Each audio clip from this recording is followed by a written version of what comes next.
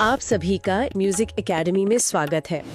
इस चैनल पर आपकी परीक्षा की संपूर्ण तैयारी होगी जी। तो आज की हमारी इस गहन चर्चा में हम भारतीय संगीत की उस बुनियाद पर बात करने वाले हैं जिसे हम सभी महसूस तो हर दिन करते हैं, लेकिन शायद उसके पीछे के विज्ञान को पूरी तरह से समझ नहीं पाते। बिल्कुल सही कहा। आज का हमारा विषय है भारतीय संगीत की धड़कन, यानी ताल का विज्ञान और सौंदर्य। इस पूरी सामग्री को देखने के बाद मेरा नजरिया ही बदल गया है।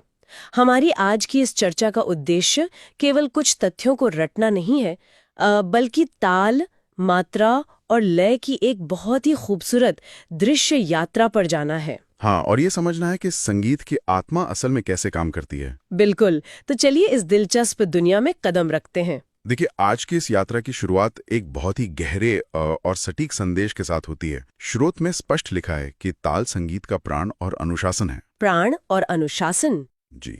इस बात को समझने के लिए स्रोत में एक बहुत ही सुंदर उपमा दी गई है। माला की उपमा।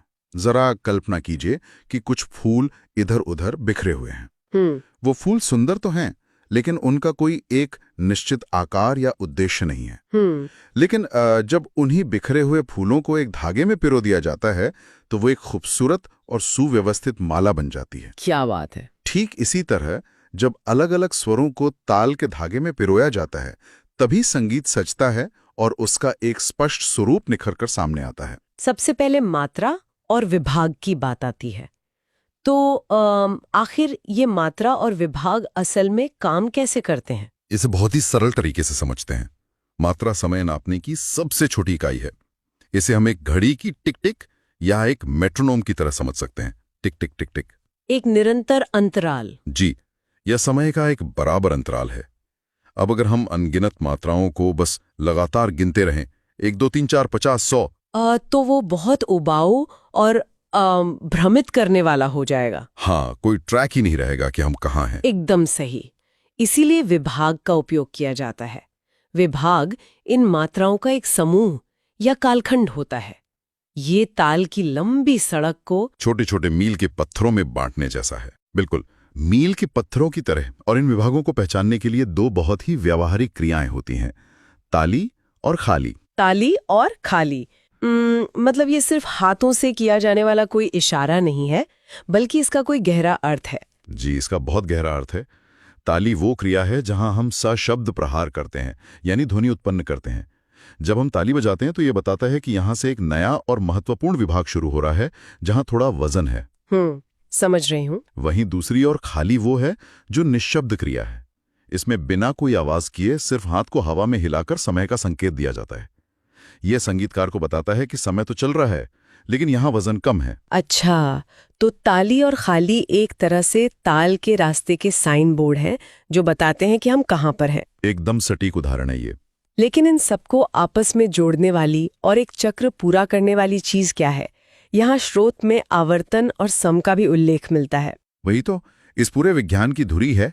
आवर्तन का मतलब है एक पूरा चक्र। ताल की पहली मात्रा से शुरू होकर अंतिम मात्रा तक जाने वाला एक पूरा राउंड आवर्तन कहलाता है।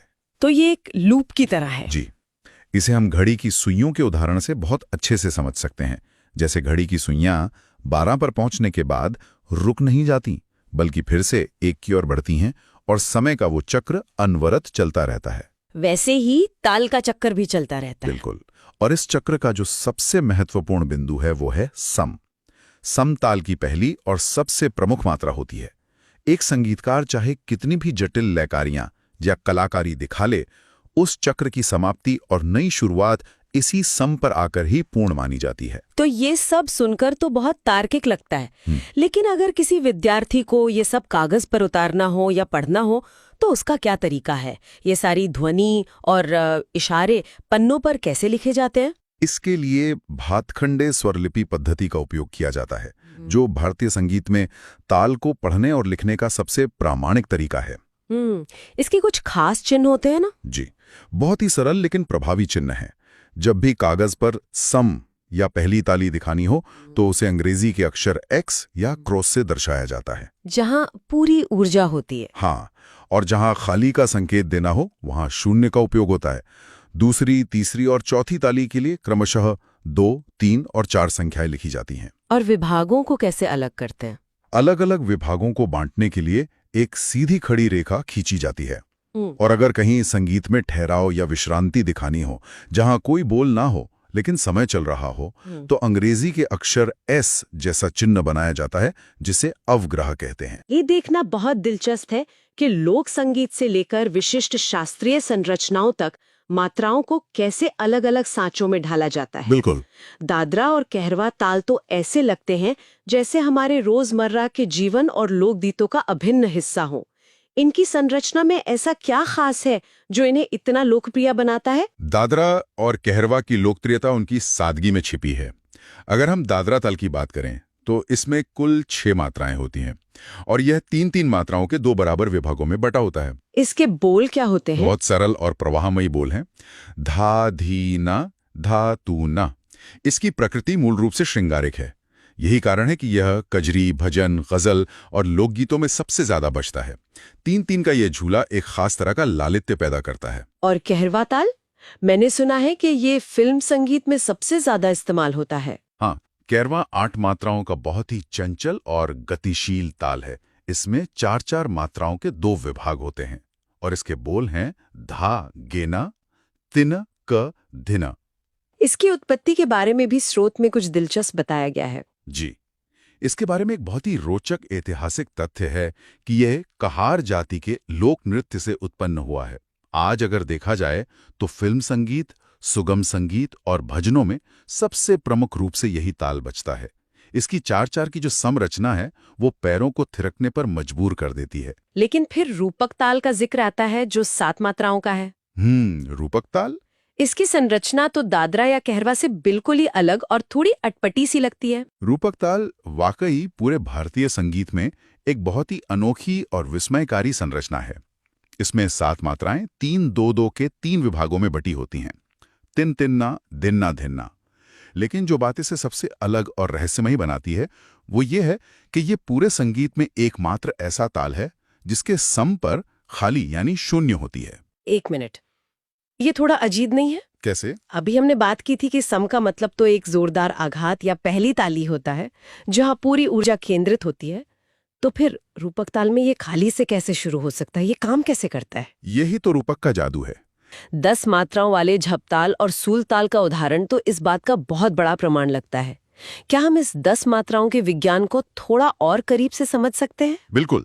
यह समझना बहुत जरूरी है क्योंकि ये स्पष्ट करता है कि ताल सिर्फ गिनती नहीं है। देखिए, 10 मात्राएं तो 10 ही रहेंगी, समय समान होगा, लेकिन झपताल और सूल ताल में जमीन आसमान का फर्क है। वो कैसे? झपताल तबले पर बजने वाला वाद्य है। इसमें 10 मात्राएं 2-3-2-3 के क्रम में 4 विभागों में बटी होती हैं। धी ना, धी धी ना, तीना, धी धी ना। इसकी छठी मात्रा पर खाली होती है। इसमें जिन बोलों का प्रयोग होता है वे बंद बोल कहलाते हैं। बंद बोल से क्या मतलब है? इसका आवाज पर क्या असर पड़ता है? बंद बोल का मतलब है कि तबले पर आघात करने के बाद उंगलियों को वहीं रोक लिया जाता है। आवाज को गूंजने नहीं दिया जाता, उसे वहीं दबा लिया जाता है। इस कारण इसकी प्रकृति मध्य लय की होती है और ये एक बहुत ही शांत और श्रृंगारिक रस उत्पन्न करता है। लेकिन फिर सूलताल इससे इतना अलग कैसे हो जाता है, जबकि उसमें भी गणित तो 10 मात्राओं का ही है? क्योंकि सूलताल पखावज पर बजने वाला ताल है और पखावज की प्रकृति ही बिल्कुल अलग है। सूलताल में 10 मात्राएं 5 विभागों में बटी होती हैं, 2-2-2-2-2 के क्रम में। धा धा, दिनता, किट, धा तित, कत, गदी गन। इसकी तीसरी और 9वीं मात्रा पर खाली होती है। लेकिन सबसे बड़ा अंतर इसके बोलों का है। ध्रुपद गायन के साथ बजने वाले इस ताल के बोल खुले बोल होते हैं। और ये खुले बोल बंद बोलों से विपरीत होते होंगे? बिल्कुल। खुला बोल मतलब पखावज पर पूरी ताकत से आघात करना और हाथ को तुरंत हटा लेना, जिससे आवाज बहुत देर तक गूंजती रहे। अच्छा। जब ये द्रुत लय यानी तेज गति में बजता है तो ये सीधे सीधे वीर या रौद्र रस को उभारता है। एक ही 10 मात्रा का गणित है, लेकिन झपताल में वो एक शांत नदी जैसा है और सूलताल में एक गरजते हुए झरने जैसा। और यही सामर्थ्य 12 मात्राओं में भी देखने को मिलता है। 12 मात्राओं वाले एकताल और चौताल की तुलना भी ठीक इसी तरह की है ना? एकदम सही पहचाना।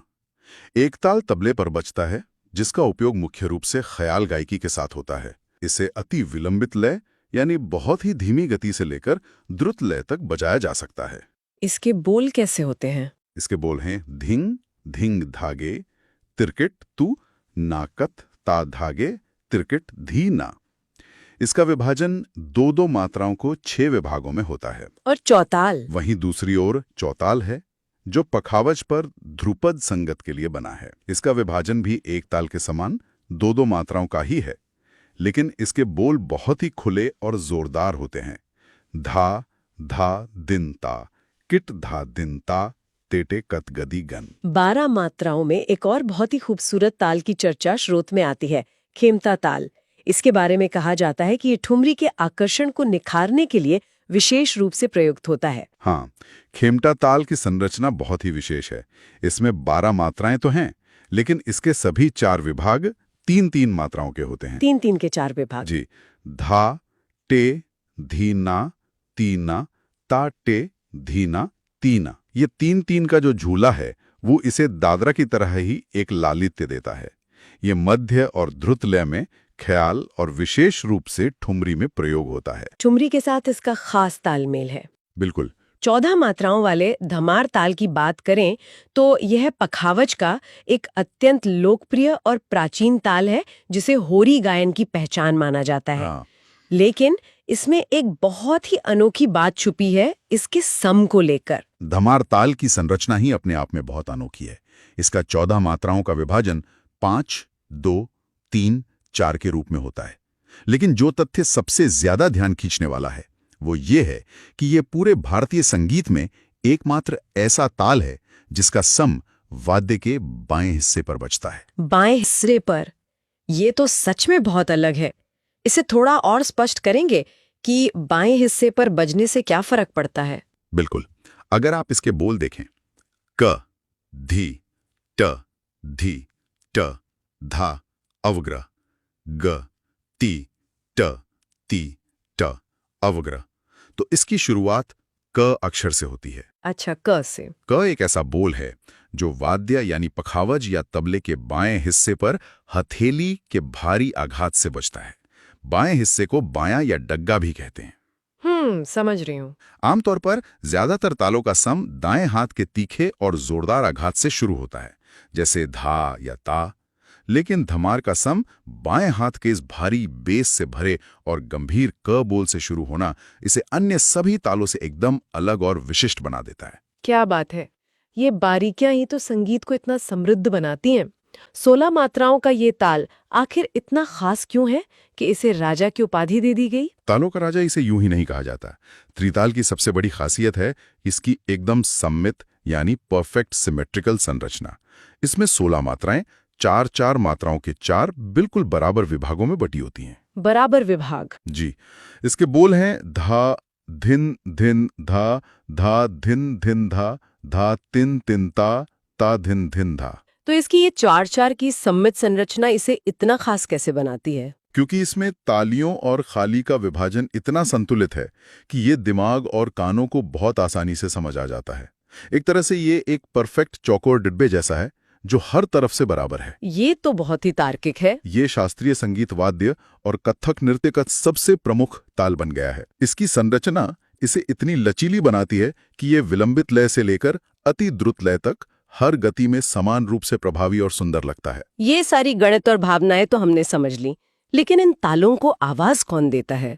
वे कौन से माध्यम हैं जो इस गणित को ध्वनि में बदलते हैं?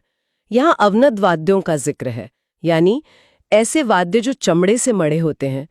पखावज और तबले का विकास क्रम कैसे हुआ? अवनद्ध वाद्य ही ताल के असली वाहक हैं। पखावज, जिसे मृदंग भी कहा जाता है, एक बहुत ही प्राचीन वाद्य है। इसकी खासियत यह है कि ये एक ही लकड़ी के खोखले टुकड़े से बना हुआ दोमुखी वाद्य है। दोनों तरफ से बजता है। जी। इसका नाद बहुत खुला, भारी और गूंजता हुआ होता है, जो ध्रुपद जैसी गंभीर और प्राचीन गायकी के लिए एकदम उपयुक्त है। तो फिर तबले की जरूरत क्यों पड़ी? क्योंकि जैसे जैसे संगीत का विकास हुआ और ख्याल गायकी लोकप्रिय हुई, तो एक ऐसे वाद्य की जरूरत महसूस हुई जो ज्यादा चंचल, तेज और बारीक काम कर सके। यहीं से पखावज के विकास से तबला उत्पन्न हुआ। अच्छा। तबला दो अलग अलग हिस्सों में विभाजित है, दायां जो लकड़ी का होता है और बायां जो धातु या मिट्टी का होता है। आज के समय में ख्याल और सुगम संगीत का मुख्य आधार तबला ही है। और जहां तबले की बात आती है वहां घरानों का जिक्र होना स्वाभाविक है। मुझे हमेशा से ये बात बहुत चकित करती है कि वाद्य एक ही है, लेकिन उसे बजाने हैं इतने अलग अलग अंदाज कैसे विकसित हो गए। यहां स्रोत में तबले के 6 प्रमुख घरानों का विवरण है। बिल्कुल। क्या हम इन घरानों की खासियतों को थोड़ा आसान भाषा में समझ सकते हैं, क्योंकि इसमें कुछ तकनीकी शब्द भी हैं। जरूर। हर घराने की अपनी एक विशिष्ट तकनीकी और सौंदर्य शास्त्रीय पहचान होती है। सबसे पहले बात करते हैं दिल्ली घराने की, जिसे तबले का जन्म स्थान माना जाता है। इसकी सबसे बड़ी खासियत है इसके चांटी के स्पष्ट बोल। ये चांटी क्या होती है? तबले के दाएं हिस्से के बिल्कुल बाहरी किनारे वाले भाग को चांटी कहते हैं। जब उंगलियों से इस किनारे पर प्रहार किया जाता है तो बहुत ही तीखी, स्पष्ट और मधुर आवाज निकलती है, जैसे कोई घंटी बज रही हो। दिल्ली घराने के वादक इसी चांटी का बहुत खूबसूरती से इस्तेमाल करते हैं। और लखनऊ घराने का अंदाज इससे कैसे अलग है? वहां तो स्रोत में खुले बाज का जिक्र किया गया है। लखनऊ घराने का विकास कथक नृत्य की संगत के साथ हुआ है। चूंकि नृत्य में घुंघरुओं की तेज आवाज होती है, इसलिए तबले की आवाज भी जोरदार होनी चाहिए। इसीलिए यहाँ खुले बाज का प्रयोग होता है। अब जब हम आज की इस गहन चर्चा के अंतिम पड़ाव पर पहुंच रहे हैं, तो इन सभी तथ्यों का निचोड़ क्या निकलता है? इन सब का निचोड़ एक बहुत ही दार्शनिक लेकिन तथ्यात्मक विचार में छुपा है। स्रोत सामग्री के अंतिम निष्कर्ष में स्पष्ट है कि लय ही जीवन है, ताल ही सौंदर्य। लय ही जीवन है। इसे इस तरह समझिए कि बिना शब्दों के केवल स्वरों और साजों से किसी भावना को तो जगाया जा सकता है, लेकिन ताल और गति के अभाव में उस सांगीतिक आनंद की पूरी तरह से सृष्टि होना असंभव है। बिना ताल के आनंद अधूरा है। विभिन्न ताल और उनकी अलग अलग गतियां ही वो सांचा हैं जो संगीत में वीर, करुण, शांत और श्रृंगार रस को जन्म देती हैं। अंततः बात यहीं आकर टिकती है कि ताल केवल समय नापने का एक यांत्रिक साधन नहीं है, बल्कि ये हमारी सांगीतिक भावनाओं को आकार देने वाली आत्मा है। बिल्कुल, ये सिर्फ गणित के नंबर नहीं है, ये किसी भी संगीत की असली धड़कन है।